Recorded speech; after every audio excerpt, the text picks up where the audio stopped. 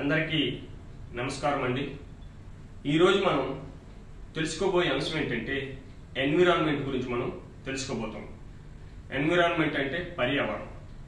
పర్యావరణం అంటే మన చుట్టూ ఉన్నటువంటి మొక్కలు, పక్షులు, జంతువులు, మనుషులు, గాలి, నీరు, నేల ఇవన్నీ కలిస్తేనే పర్యావరణం.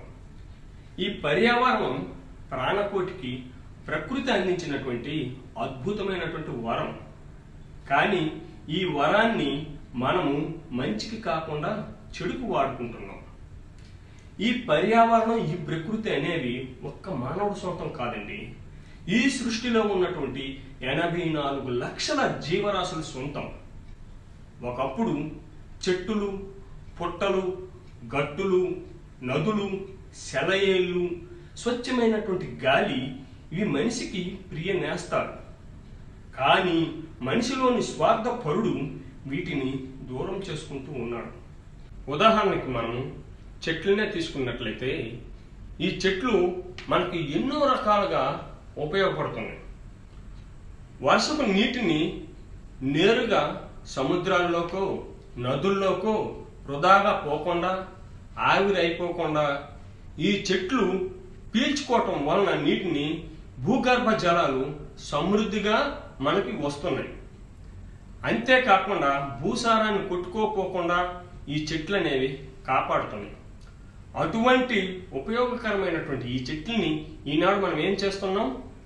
ఇల్లు కట్టడానికని, రోడ్లు వేయటానికని, లేదా రియల్ ఎస్టేట్లో ప్లాట్లు వేయటం కోసమని ఇలా మనం చెట్లను నరికేయటం వలన ఈనాడు మనకి ఈ ఎండలు మండిపోతున్నాయి, పంటలు ఎండిపోతున్నాయి.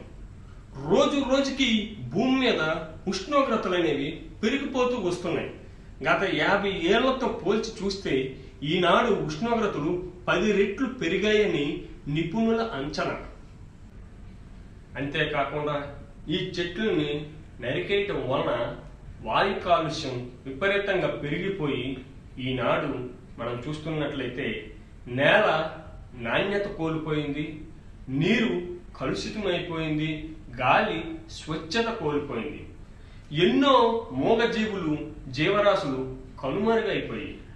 ఇలాంటి ఆకృత్యాలు మనిషి ఇంకా ఆపకపోతే చివరకు మనిషి కూడా కరువైపోయే రోజు, కనుమరుగైపోయే రోజు దగ్గరకు వస్తుంది. తస్మాత్ జాగ్రత్త. మనం ఒక విషయాన్ని గమనించాలండి. మన పూర్వీకులు అంటే మన తాత ముత్తాతలు మనకు ఆస్తులు, సంపదలు కూడబెట్టి మనకి ఇవ్వలేదు. సహజ వనరులను మాత్రం మనకు అందించారు. కానీ ఈనాడు మనం ఏం చేస్తున్నాం? మన పిల్లలకి, వాళ్ళ పిల్లలకి అని తరతరాలకు సరిపడా ఆస్తుల్ని మనం కూడబెట్టిస్తున్నాం. కానీ ఇక్కడ సహజ వనరులను, పర్యావరణాన్ని మనం ధ్వంసం చేస్తున్నాం. కాబట్టి మనమంతా కూడా మొక్కలను నాటుదాం, చెట్లను పెంచుదాం, పర్యావరణాన్ని కాపాడుకుందాం, భావి తరాల వారికి బంగారు భవిష్యత్తుని అందిద్దాం. Save environment, save nation. Thank you. ధన్యవాదాలు.